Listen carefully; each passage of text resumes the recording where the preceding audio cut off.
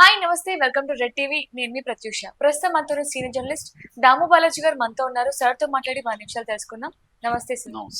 Sir, సాధారణంగా రాజకీయాలు అంటేనే ఈ రోజు ఈ పార్టీలో ఉన్న ఒక ఎమ్మెల్యే రేపొద్దున ఇంకొక పార్టీలోకి వెళ్తారు. ఎప్పుడు ఏ పార్టీలో ఉంటారో కూడా తెలియదు. అలాంటిది ఒక సంఘటన ఇప్పుడు ఏపీ రాజకీయాల్లో కూడా జరుగుతున్నట్టు తెలుస్తుంది. అదేంటంటే ఇప్పుడు సీఎం చంద్రబాబు నాయుడు గారు సింగపూర్ వెళ్తున్నట్టు కూడా తెలుస్తుంది. అయితే ఈ క్రమంలో ఇదే మంచి టైం అంటూ కూడా జగన్ యూజ్ చేసుకోవడానికి టీడీపీ పార్టీలో ఉన్న ఎమ్మెల్యేలని వైఎస్ఆర్సీపీ పార్టీలోకి చేర్చుకోవడానికి కూడా ట్రై చేస్తున్నట్టు ఒక సీక్రెట్ ఆపరేషన్ కూడా జరుగుతున్నట్టు బెంగళూరులో తెలుస్తుంది సార్. దీని గురించి కొంచెం క్లుప్తంగా వివరిస్తారా? అంటే నిజానిజాలు ఏంటి అనేది కూడా.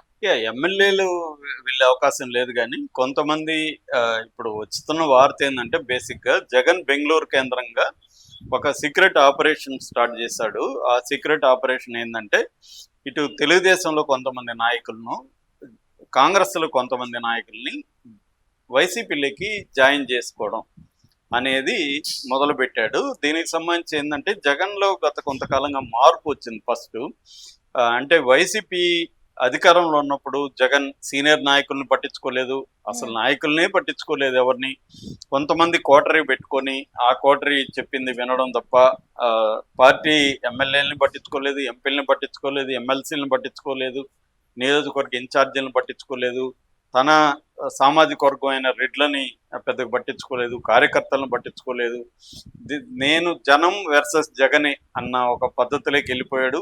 నా వల్లే గెలిచింది కాబట్టి నన్ను చూసి ఓట్లేస్తారు తప్ప ఈ నాయకులను చూసేమి వేయరు, ఈ నాయకుడు ఊడున్నా ఒకటే అనే పద్ధతిలోకి ఆయన వెళ్ళిపోయి ఆయన ఐపాక్ చెప్పింది నమ్మేసి, ఐపాక్ దగ్గర సర్వేలు చేయించుకొని, తనకు అనుకూలమైన వాళ్ళ దగ్గర సర్వేలు చేయించుకొని నమ్మేసి ఇష్టం వచ్చినట్టుగా వాడిని తీసి ఇక్కడ వేయడం, వీడిని తీసుకొని పోయి అక్కడ వేయడం, అతని పార్టీకి అతను చేయడం చేశాడు. దాంతో అందరూ కూడా దూరం అయిపోయారు. ఇటు రెడ్డి సామాజిక వర్గం దూరమైంది, అక్కడ ఓట్లు వేయించే ఒక బ్యాచ్ అంతా దూరమైంది, కార్యకర్తలు దూరమయ్యారు. ఈయన వాలంటీర్లే నమ్ముకున్నాడు. 50 ఏళ్ళకి ఒక వాలంటీర్ కాబట్టి ఈ వాలంటీర్ చెప్పింది 50 ఏళ్ళ వాళ్ళు నమ్మి ఓట్లు వేసేస్తారు అనుకున్నాడు. కానీ వాలంటీర్లు లాయాలిటీ ఉండదు కదా, వాళ్ళకి డబ్బులు ఇస్తావు, ఇంకొకటి వచ్చి చంద్రబాబు వచ్చి నేను 10,000 ఇస్తానంటే అడ్డు జంప్ అయ్యారు. సో 5,000 అనేది వాళ్ళకి ఆల్రెడీ అసంతృప్తి ఉంది. కాబట్టి పొలిటికల్ కార్యకర్త ఎప్పుడైనా లాయల్గా ఉంటాడు తప్ప ఉద్యోగి లాయల్గా ఉండడు. ఉద్యోగికి ఏముందంటే ఇప్పుడు మన ఛానల్లో పనిచేస్తున్నారు, ఇక్కడ 10,000 ఇస్తారు, ఇంకో చోట 20,000 ఇస్తే వెళ్తారు. ఛానల్ లాయల్టీ ఎందుకు ఉంటుంది? అది తప్పు కూడా కాదు కదా, వాళ్ళు బతకాలి కదా, వాళ్ళకి మంచి ఆపర్చునిటీస్ ఉంటావు, వెళ్తారు, వెళ్ళిపోతారు.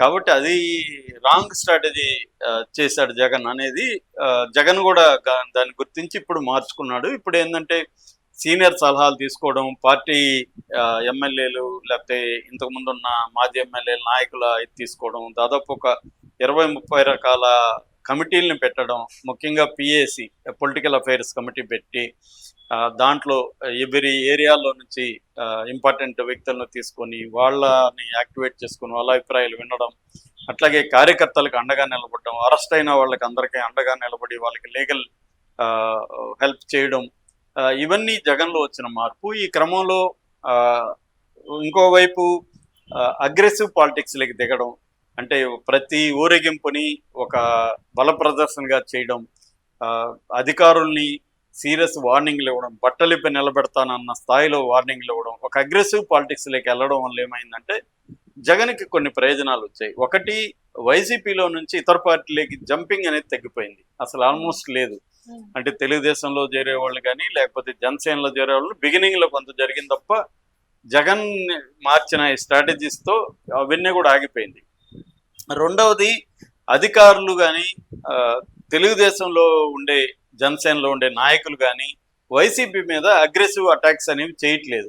ఎందుకంటే రేపు పొద్దున మళ్ళీ జగన్ వస్తాడేమో అన్న ఒక ఇది ఏర్పడింది. ఇది ఏర్పడడానికి 2 కారణాలు. ఒకటి వచ్చి జగన్ స్ట్రాటజీస్ అయితే, రెండవది ఈ కూటమి ప్రభుత్వంలో ఉండే అనేక లోపాలు కావచ్చు, ఎమ్మెల్యేల అవినీతి కార్యక్రమాలు కావచ్చు, అరాచకత్వం కావచ్చు, ఈ సూపర్ 6 పథకాలని అమలు చేయడంలో ఫెయిల్యూర్ కావచ్చు, ఈ కారణాలు ఒక 9 కారణాలని రైజ్ అనే సంస్థ విశ్లేషించారు. సర్వేలు జరిగాయి 1 year తర్వాత.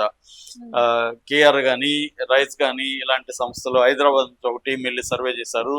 ఈ సర్వేలన్నింటిలో కూడా ఈ ప్రభుత్వం మీద వ్యతిరేకత అయితే బలంగా పెరుగుతుంది అని చెప్పి ఒక 9 కారణాలు కూడా చేశారు. అంటే విద్యుత్ ఛార్జీలు పెరగడం కావచ్చు, అమరావతికి సెకండ్ ఫేజ్, ఫస్ట్ పేజే డెవలప్ చేయకుండా సెకండ్ పేజ్లో 40,000 ఎకరాల సేకరణ ప్రోగ్రామ్ కావచ్చు, తర్వాత రూరల్ ఏరియాల్లో మనీ సర్క్యులేషన్ లేకపోవడం, జనం దగ్గర డబ్బు లేకపోవడం, దానివల్ల రూరల్ కన్జంప్షన్ పడిపోవడం. ఆల్రెడీ అర్బన్ కన్జంప్షన్ లాంగ్ బ్యాకే పడిపోయింది, ఇప్పుడు రూరల్ కన్జంప్షన్ కూడా అందరూ పడిపోవడం, జిఎస్టీ లాంటి మైనస్లోకి వెళ్ళిపోవడం, సెంట్రల్ గవర్నమెంట్ నుంచి పెద్దగా ఫండ్స్ తీసుకురాలేకపోవడం, తర్వాత ఎమ్మెల్యేల అవినీతి, ఇలాంటి అనేక ఫ్యాక్టర్స్ వల్ల వ్యతిరేకత వచ్చింది. ఈ వ్యతిరేకతను జగన్ గుర్తించి దీన్ని జనంలోకి తీసుకెళ్ళడానికి రకరకాల రికాల్ మేనిఫెస్టో, రకరకాల ప్రోగ్రామ్స్ తీసుకొని జనంలోకి వెళ్ళడం అనేది మొదలుపెట్టాడు. ఈ క్రమంలో ఇప్పుడు వస్తున్న వార్త ఏంటంటే, చంద్రబాబు లేడు కాబట్టి ఈ పీరియడ్లో కొంతమందిని చేర్చుకోవాలి అనేది ప్లాన్ చేస్తున్నాడు. చంద్రబాబు ఉన్నా లేకపోయినా ఈ పని చేయొచ్చు. చంద్రబాబు ఏమైనా అడ్డుకుంటాడా? అడ్డుకోవాలంటే అక్కడి నుంచి అడ్డుకోలేడా? ఇవాళ డిస్టెన్స్ అనేది, ఫిజికల్ డిస్టెన్స్ అనేది పెద్ద మ్యాటర్ కాదు. కమ్యూనికేషన్ సిస్టమ్స్ ఇవన్నీ డెవలప్ అయినాక ఇంతకుముందు అంటే అది మ్యాటర్, కానీ ఇవాళ ఏం కాదు. రెండోది, ఒకవేళ అర్జెంటుగా రాదలుచుకుంటే ఎంతసేపు అక్కడి నుంచి, సింగపూర్ నుంచి, కాబట్టి అది మ్యాటర్ కాదు. దానికి లింక్ పెట్టి చెప్తున్నారు. ఇప్పుడు వారితో ఏంటంటే, ఫస్ట్ కాంగ్రెస్ని ఖాళీ చేయాలనేది ఒక టార్గెట్. ఎందుకంటే ఆయనకి పక్కలో బల్యం అంటారు కదా, లేకపోతే చెప్పులో ముళ్ళు చెవిలో జోరిగా వేమన చెప్పినట్టుగా అలాగే షర్మిల తయారైంది. ఆమె ఎంతసేపటికి జగనే ప్రధాన శత్రువు కాంగ్రెస్ కి అన్నట్టుగా బిహేవ్ చేస్తుంది. కాంగ్రెస్ కి నేషనల్ లెవెల్లో ప్రధాన శత్రువు ఎన్డీఏ, ఇక్కడేమో ఎన్డీఏ ప్రభుత్వం ఉంది, కానీ ఆమె ఫోకస్ అంతా కూడా జగన్ మీద ప్రధానంగా ఉంది, ఎన్డీఏ మీద లేదు. ఒకవేళ ఎన్డీఏ మీద విమర్శలు చేసినా మీడియా, ఏ మీడియా కవర్ చేస్తుంది? జగన్ మీద చేస్తే తెలుగుదేశం మీడియా విపరీతంగా ఆమెను ఫోకస్ చేస్తుంది. కాబట్టి ఆమె కూడా ఫోకస్ లో ఉండాలనుకున్నా, లేకపోతే జగన్ మీద ఉన్న పర్సనల్ గ్రడ్జి కావచ్చు, ఆమెకి అదే ప్రోగ్రామ్ అయిపోయింది. దీనివల్ల ఏమైంది, కాంగ్రెస్ పార్టీ అనేది ఇంతకుముందు కంటే ఘోరంగా తయారైంది. ఇంకా రాహుల్ గాంధీ చేతులు ఎత్తేసినట్టు కనబడుతుంది. మనం ఆడ ఏమున్నా ఇంకొకరున్నా పెద్ద తేడా లేదు, వదిలేసినట్టుగా కనబడుతుంది. కానీ ఇక్కడ కాంగ్రెస్ నాయకులు ఫీచర్ లేదు కాంగ్రెస్ లో ఉంటే. కాబట్టి కాంగ్రెస్ లో ఎందుకని, ఆల్రెడీ శైలనాథ్ లాంటి వాళ్ళు వచ్చేసారు, ఇంకా చాలా మంది కాంగ్రెస్ నుంచి వచ్చేదానికి రెడీగా ఉన్నారు. వాళ్ళని కొంతమందిని లాగాలనేది నెంబర్ 1 ప్రోగ్రామ్.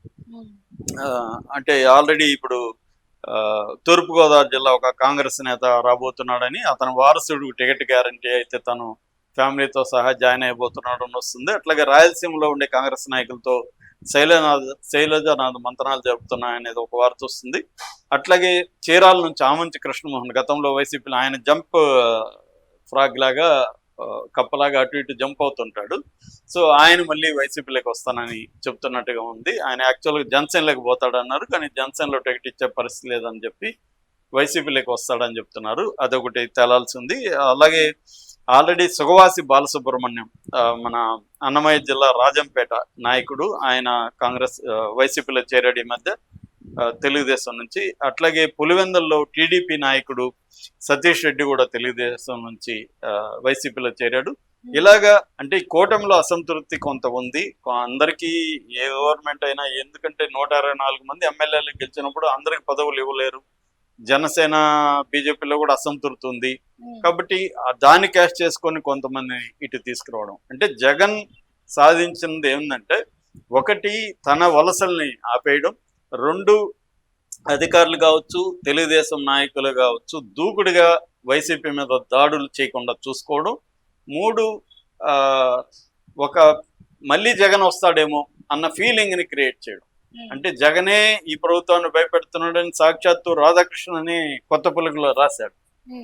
వీళ్ళ డిఎన్ఏలో భయం ఉంది, తెలుగుదేశం డిఎన్ఏలోనూ భయం ఉంది. జగన్ అగ్రెసివ్గా 4 నెలల్లోనూ కోలుకున్నాడు. చంద్రబాబు 1 year పైన పెట్టింది, కేసీఆర్ 2 ఏళ్ళైనా బయటకు వచ్చే పరిస్థితి లేదు. కానీ జగన్ త్వరగా కోలుకోవడమే కాకుండా జగనే ప్రభుత్వాన్ని భయపెట్టే పరిస్థితిలోకి వచ్చేసాడు అన్న ఒక రాయడం అంటేనే అర్థమైంది. సో జగన్ అది క్రియేట్ చేయగలిగాడు. సో ఎప్పుడైతే మళ్ళీ జగన్ వస్తాడేమో అన్న ఫీలింగ్ క్రియేట్ అయితే వేరే పార్టీ నుంచి అసంతృప్తివాదులు ఇటు వచ్చే అవకాశం అయితే ఉంది. దాన్ని ఇప్పటి నుంచే దాన్ని డెవలప్ చేసుకుంటే మనకి పార్టీ స్ట్రెంగ్తన్ అవుతుంది. ఎందుకంటే 40% ఓటింగ్ జగన్కు ఉంది. కాకపోతే విచిత్రమైన లెక్కలు ఇండియాలో ఏంటంటే, ఎలక్ట్రల్ ప్రాబ్లమ్స్ వల్ల 11 సీట్లు వచ్చాయి. రేపొద్దున ఒక 5% పెంచుకోగలిగినా జగన్ మళ్ళీ అధికారంలోకి వచ్చే అవకాశం ఉంది. కాబట్టి జగన్ రకరకాల వ్యూహాల్ని అవలంబిస్తున్నట్టుగా ఉంది. తను కంప్లీట్గా మార్పు అనేది తను చూపెడుతున్నాడు కార్యకర్తలకి అందరికీ. ఒక హోప్ అయితే క్రియేట్ చేస్తున్నాడు. సో ఈ నేపథ్యంలో ఇతర పార్టీలను తమ పార్టీ నుంచి పోకుండా చూసుకోవడం ఒకటైతే, ఇతర పార్టీల నుంచి మాక్సిమం లాక్కోవడం అనే ఒక స్ట్రాటజీ జగన్ చేస్తున్నాడు. Okay, thank you so much.